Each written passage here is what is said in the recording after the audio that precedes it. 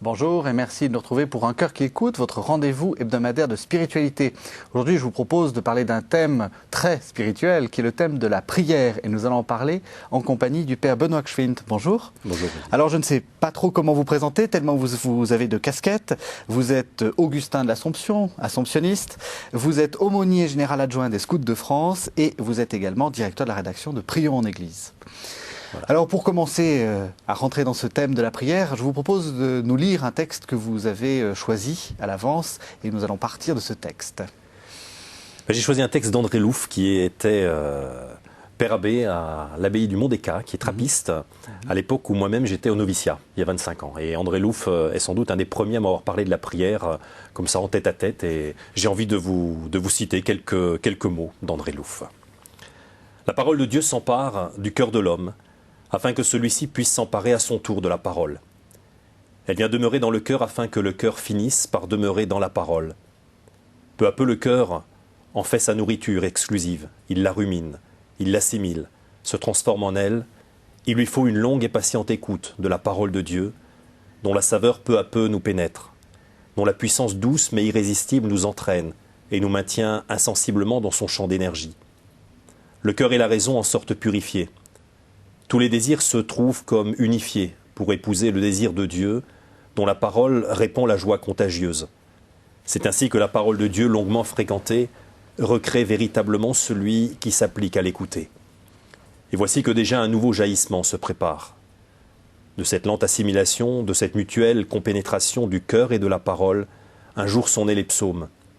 D'un cœur qui, à force de l'écouter, de s'y rendre perméable, avait été comme identifié à la parole au point de devenir parole lui-même. Né d'un cœur fécondé par la parole, qui accoucha à son tour, irrésistiblement, d'une nouvelle parole. Parole qui fut à la fois la sienne propre et celle de Dieu. De mon cœur, dit le psaume 44, a jailli un chant superbe. Le psaume était né. À la fois fruit du cœur de l'homme et fruit de l'esprit de Dieu.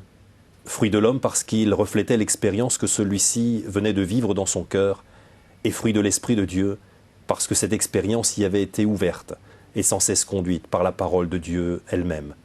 C'était la même parole de Dieu, inspirée par le même Esprit de Dieu, qui portait un nouveau fruit à travers le cœur d'un croyant. Une prière d'homme, née de la parole de Dieu, mais qui finit par devenir parole elle-même. Une parole de Dieu retournant à Dieu, mais non sans avoir porté son fruit, le plus exquis, la prière de l'homme. C'est un très beau texte qui, justement, je reprends la fin, nous montre que la prière, c'est une sorte de dialogue de Dieu avec Dieu à travers les hommes. La prière, pour moi, c'est un dialogue avec Dieu. C'est entrer peu à peu dans une intimité, dans un dialogue puissant et fort avec Dieu qui prend la parole lui-même au cœur de ma vie. Justement, la question, c'est toujours pareil lorsqu'on parle de prière, c'est qu'est-ce qui se passe concrètement. Souvent, les gens qui prient vous disent des choses et on se dit, mais en fait, il vit quoi au profond de lui-même. Cette idée de parole, c'est quoi? Ça parle en vous, ou ça peut être simplement dans le silence? Vous savez, il y a souvent des gens qui nous posent la question, qui disent comment faut-il faire pour prier? Et la question la plus terrible, pour moi, elle vient souvent de la part d'animateurs de jeunes qui disent « Dites-nous comment il faut apprendre aux jeunes à prier. » Voilà. La question, ça, c'est la question terrible, question terrible, et même dérangeante, question qui tue. Et je leur dis, à ce moment-là, vous savez, je ne sais pas comment il faut prier. Oui. Et c'est une réponse que j'emprunte à un vieux moine que j'ai un jour rencontré avec des étudiants. Et les étudiants disaient il va nous apprendre des choses sur la prière. Oui. Et lui a commencé par leur dire « Parlez-moi de la prière ».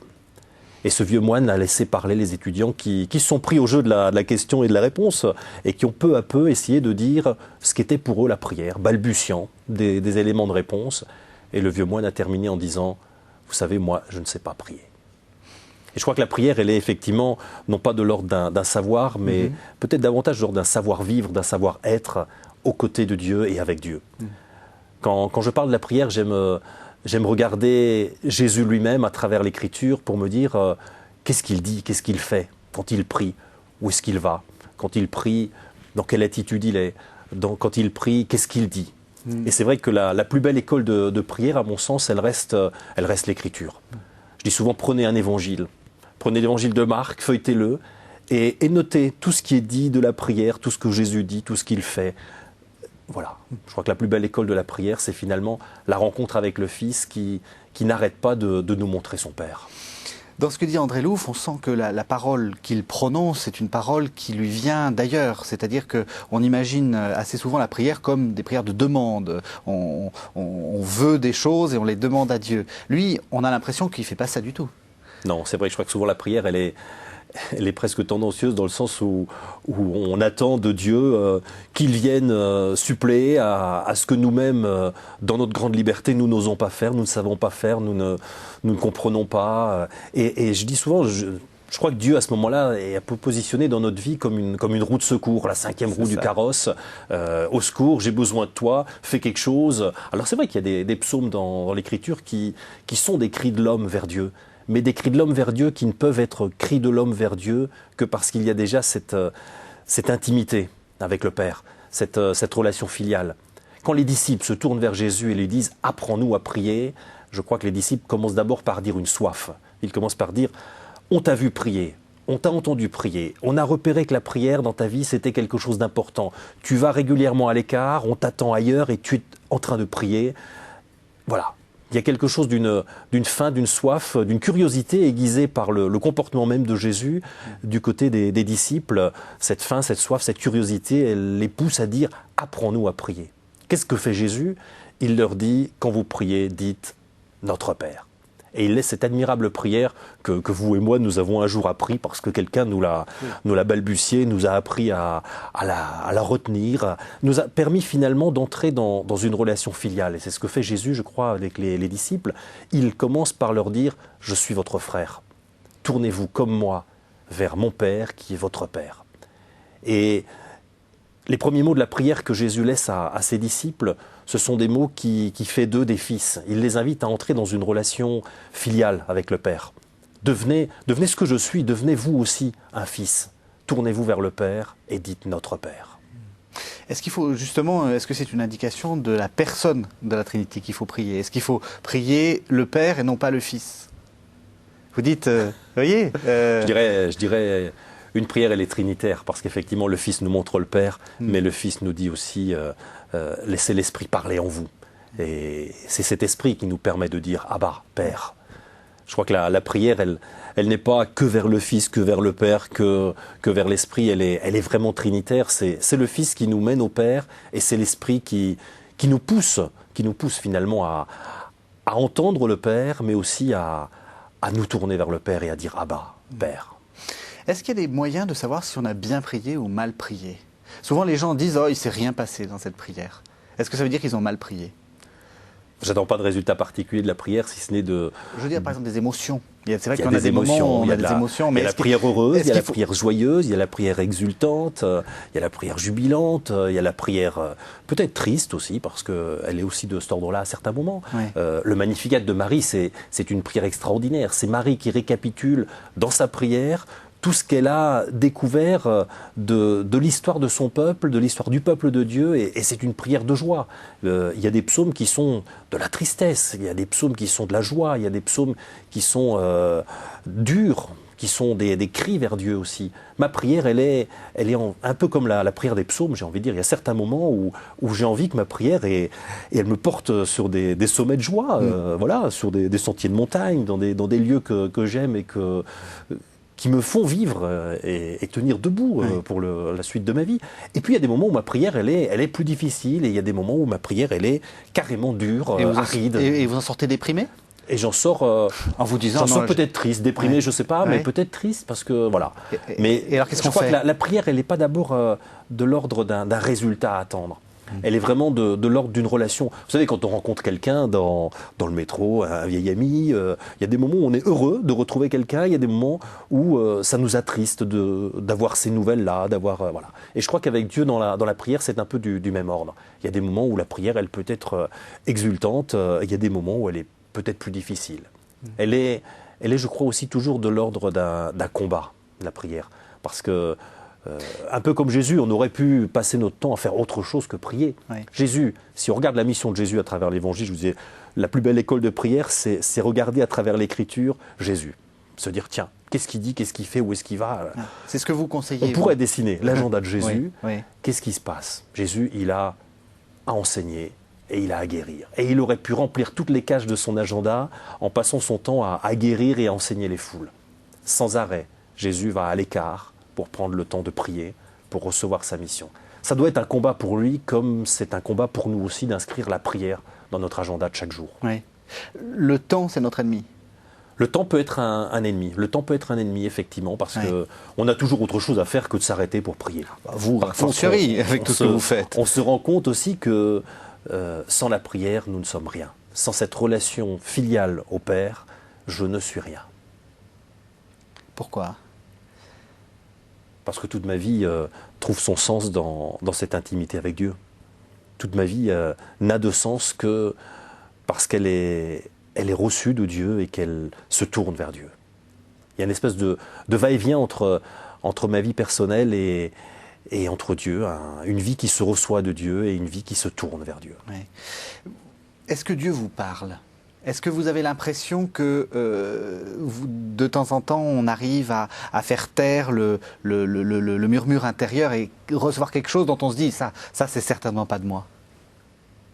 Oui. Et c'est vrai que les enfants souvent disent, mais comment tu vois que c'est Dieu qui te parle? Voilà. Comment tu vois que c'est Dieu qui te parle? C'est des questions d'enfants, hein, mais c'est vrai que les enfants ont cette faculté d'être naturels et simples, et ils disent, comment tu vois que c'est Dieu qui te parle? Eh bien, je crois qu'effectivement, on perçoit que Dieu nous parle parce qu'il nous touche d'une certaine manière, parce qu'il y a quelque chose dans notre vie qui s'accorde à la vérité de Dieu. Je parle souvent de l'Écriture, j'ai envie de dire l'Évangile nous... Comment je vais dire ça? J'ai envie de dire, il y a des jours où on aimerait avoir un autre texte d'Évangile que celui que nous propose la liturgie. Voilà. Et il y a d'autres jours où le texte qui nous est proposé nous va très bien. J'ai envie de dire, quand l'Évangile commence à nous déranger, c'est peut-être bien que l'Évangile nous appelle à une conversion intérieure, à une rencontre vraie avec le Christ aussi. Quand je dis que l'Évangile ne nous dérange pas, c'est pas vrai. Hein. Il nous conduit aussi à une rencontre intérieure. Mais je crois que la parole de Dieu, à partir du moment où elle nous touche en profondeur, elle nous fait vibrer, elle nous fait bouger, elle nous fait nous déplacer. Et c'est de l'ordre de la conversion aussi de l'ordre de retrouvailles avec le Père. J'ai envie de dire tout cela un petit peu. La parole de Dieu, elle nous met sans arrêt en mouvement. Vous avez dit quelque chose de très beau, c'était d'être en amitié ou d'être en tutoiement, je ne sais pas comment on peut dire ça, avec Jésus. Est-ce qu'il faut être dans cette relation où finalement on raconte un peu sa vie et comme à un ami? C'est ça la juste attitude? Ou est-ce qu'il faut être à genoux devant le Créateur et Père de l'univers? J'aime beaucoup cette idée d'amitié avec le Christ. Benoît XVI lui-même, dans l'homélie de l'installation de son pontificat, disait « N'ayez pas peur de l'amitié avec le Christ, il n'enlève rien, il donne tout. » Et je crois que la prière, elle est ce lieu où peut grandir cette intimité, cette amitié avec le Christ. Devenir ami de quelqu'un, c'est d'abord lui permettre d'exister. C'est accepter aussi qu'il me dise des choses et qu'il bouscule ma vie. Qu'il me dise là tu te plantes, là tu dis vrai, là... Voilà. Et je crois que la manière dont j'entre dans cette amitié avec le Christ, elle est d'accepter que le Christ marche avec moi chaque jour de ma vie. Au point que moi aussi je marche avec lui. Et que parfois je prenne des chemins sur lesquels il m'emmène, mais des chemins que je n'ai pas forcément choisis pour moi aujourd'hui. Je crois que cette amitié avec le Christ, elle est réelle et profonde. Elle nous conduit là où nous ne voulons pas toujours aller, mais c'est aussi le propre d'un ami de nous emmener là où on n'a pas forcément envie d'aller, mais là où il sait pertinemment que nous serons heureux d'être. Là, vous n'aviez pas envie d'être ce que vous êtes? Si, je suis très heureux, mais c'est peut-être parce que justement, je peux relire le cheminement de cette amitié avec le Christ, que je peux dire, oui, c'est lui qui m'a conduit petit à petit là où je suis aujourd'hui. Alors vous êtes rédacteur en chef, ou directeur de la rédaction de Prions en Église. Dans Prions en Église, on voit qu'il y a une articulation entre la prière personnelle et la prière, disons, liturgique. Est-ce que c'est deux prières différentes? Est-ce qu'on prie différemment quand on est à la messe et quand on est tout seul dans sa chambre? Non, je ne dirais pas qu'on prie différemment selon les lieux. J'ai envie de dire qu'il y a quand on parle de liturgie, on rejoint la grande prière de l'Église et on rejoint aussi une communauté. Je suis frappé dans les évangiles que nous donne de lire la semaine de Pâques, un peu la manière dont les disciples qui ont la faveur d'une apparition du ressuscité rejoignent immédiatement la communauté des disciples. J'aime bien ce passage de l'évangile d'Emmaüs, chapitre 24 de Luc, où les deux disciples qui quittaient Jérusalem, qui vont vers Emmaüs, au moment où ils reconnaissent le ressuscité, eh bien, ils font un autre déplacement et ils rentrent à Jérusalem, rejoindre la communauté des disciples pour dire c'est vrai, il est vivant, il est ressuscité. Je crois que dans la prière, c'est un peu du même ordre. Nous avons besoin d'une prière communautaire qui stimule en même temps notre prière personnelle. Je dis ça souvent à des étudiants qui partagent la vie commune dans une communauté assomptionniste à Cachan. Je leur dis, vous savez, la prière personnelle et la prière communautaire se répondent l'une l'autre. La prière communautaire, elle est là pour nous rappeler à la dimension de la prière personnelle, à côté de laquelle on ne peut pas passer.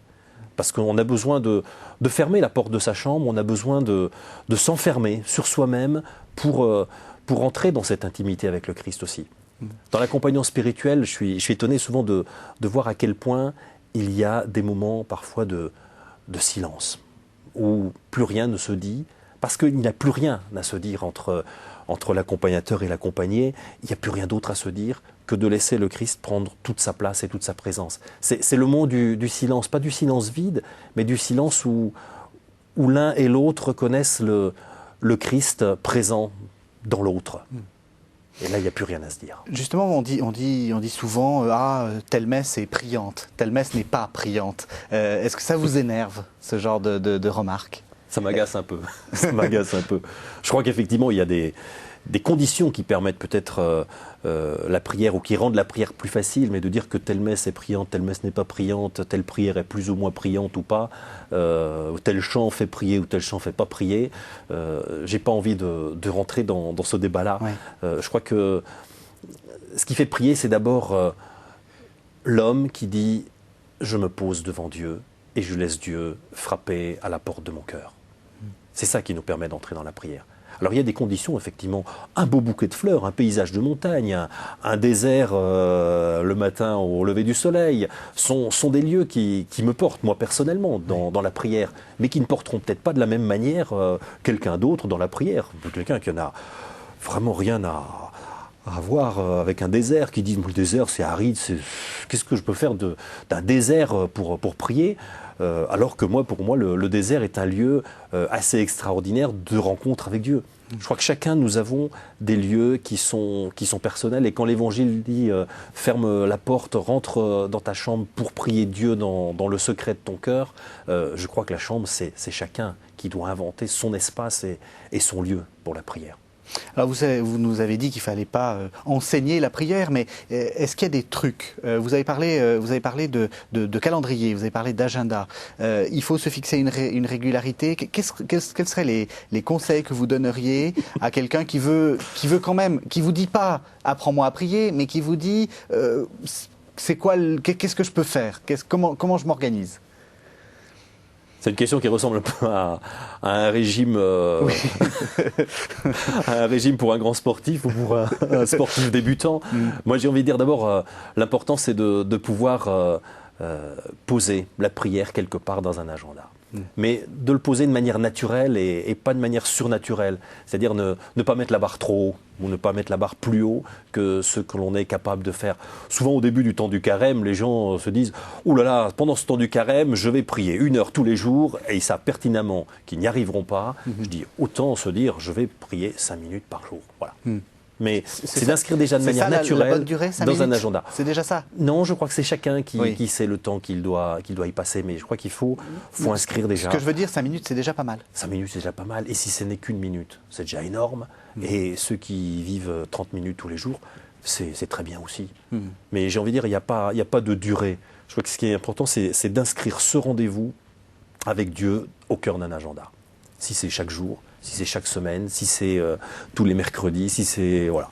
Peu importe, j'ai envie de dire, inscrivons ce rendez-vous avec Dieu dans un agenda. Et c'est cette intimité avec le Père qui va nous faire avoir besoin peut-être davantage de ce rendez-vous. Jésus en avait besoin sans arrêt, sans arrêt, sans arrêt. Aujourd'hui, ma vie ne tient pas debout, j'ai envie de dire, ma vie ne tient pas debout si je n'ai pas du temps pour la prière chaque jour dans mon agenda. Avec mes frères en communauté, mais aussi de manière personnelle, à mon bureau, dans la rue, dans le métro, devant le Saint-Sacrement. J'ai une règle de vie, la règle de vie des Assomptionnistes, qui est une règle de vie audacieuse et pertinente, qui dit de la communauté combien la communauté doit être le support de prière pour l'ensemble des frères, avec une prière communautaire. Et elle dit ensuite, chaque frère prévoira aussi pour sa prière personnelle, et on a une liste, mais qui nous renvoie à notre liberté, qui dit voilà, chaque frère prévoira. Mais c'est chaque frère qui organise sa vie de prière. Et j'ai envie de dire, organisons notre vie de prière en fonction de notre agenda et inscrivons simplement dans un agenda. Voilà ce que peut être notre vie de prière. Après, je crois que pour entrer dans la prière, il y a des moments privilégiés.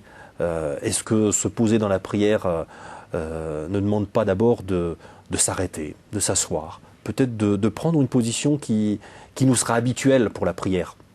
Et là, on rentre de nouveau dans les trucs du régime, du grand sportif. Mais j'ai envie de dire, je crois que trouver la position qui sera la meilleure pour moi, pour prier. Certains prieront facilement à genoux, d'autres préféreront prier bien assis dans un fauteuil, d'autres dans une église, d'autres en face d'un paysage de montagne. Alors, c'est peut-être pas toujours facile d'avoir tous les jours un paysage de montagne à Paris, mais voilà, j'ai envie de dire la position, le geste, l'attitude, et peut-être de marquer de manière formelle un peu dans notre corps aussi. Voilà, là j'entre dans un temps de prière, je me marque du signe de la croix, et voilà, j'entre dans ce temps du tutoiement de Dieu. J'aime bien parler de ce temps du tutoiement de Dieu, parce que c'est le moment où j'entre dans cette intimité, où j'accueille Dieu dans mon cœur aussi, et où nous entrons dans ce dialogue intime.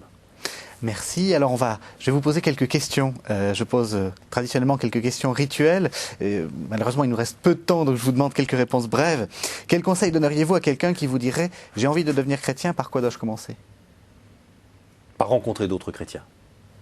Je vois que c'est les témoins du tombeau vide qui font d'autres témoins et qui permettent à d'autres de devenir croyants aussi. Rencontrer d'autres chrétiens si vous voulez devenir chrétien. Si le Christ devait vous apparaître dans cette vie, à quel moment et dans quelle activité jugez-vous qu'il serait digne de le recevoir ? Oula, alors digne de le recevoir, j'en suis pas très digne, je vois que personne n'en est vraiment digne, mais j'ai envie de dire, sans doute viendra-t-il au moment où je l'attends le moins, ça c'est une certitude, Dieu vient toujours de nuit quand on l'attend le moins, et je pense que c'est davantage dans le visage du pauvre, du petit, que j'aime le retrouver aujourd'hui déjà. Et au jour du jugement, qu'aimeriez-vous que Dieu vous dise ? Puisqu'on parlait de la prière, j'aimerais qu'il ne me demande pas combien de fois j'ai prié et combien de temps j'ai passé à prier, mais qu'il me demande combien d'hommes et de femmes j'ai aidé à vivre en son nom. Alors, parlez-nous un peu de Prions en Église. Donc, vous avez donc c'est une revue avec énormément de lecteurs. Prions en Église, c'est une revue mensuelle avec presque 500 000 abonnés. Et j'aime beaucoup, d'abord, je suis à Prions en Église en vertu de l'obéissance religieuse. Donc j'en parle avec beaucoup d'humilité. C'est pas vous qui avez choisi. Parce que ce n'est pas moi qui ai fondé Prions en Église. Un jour, j'ai été nommé à Prions en Église par mon provincial qui m'a demandé de remplacer un autre frère assomptionniste à la tête de cette revue. Prions en Église, c'est une revue qui a presque 70 ans d'histoire, qui a commencé au Canada, qui est en France avec Bayard depuis plus de 20 ans maintenant. Et Prions en Église, c'est une revue qui donne les textes de la messe de chaque jour. Alors, quand je dis ça, je mesure que beaucoup de gens de ma génération, de notre génération, ne vont pas à la messe tous les jours. Mais de retrouver les textes de la messe de chaque jour, la parole de Dieu de chaque jour, c'est une manière d'inscrire dans nos agendas de tous les jours un passage de l'Écriture qui peut nourrir notre prière. Et il y a beaucoup de choses autour, c'est ça qui est intéressant. C'est que vous faites aussi des commentaires, des méditations. Voilà, alors prier en Église, ce n'est pas que les textes de la parole de Dieu, c'est une école de prière. J'ai envie d'en parler comme d'une école de prière parce qu'il y a autour des textes matière à rendre les abonnés, les lecteurs de Prions en Église autonomes dans une vie de prière personnelle. À travers les études qu'on fait, comme toute revue, la grande question de nos abonnés, elle est de dire « Donnez-nous des outils pour que nous puissions mieux comprendre la parole de Dieu et être autonomes dans notre vie de prière. » Ne nous dites pas les mots qu'il faut utiliser pour prier, mais aidez-nous à comprendre la parole de Dieu pour que nous soyons autonomes avec cette parole-là et que nous puissions nous-mêmes trouver les mots pour parler à Dieu. Merci beaucoup. Alors les téléspectateurs pourront retrouver Prions en Église sur Internet, www.prionsenéglise.fr. Merci Benoît Schwint. Merci.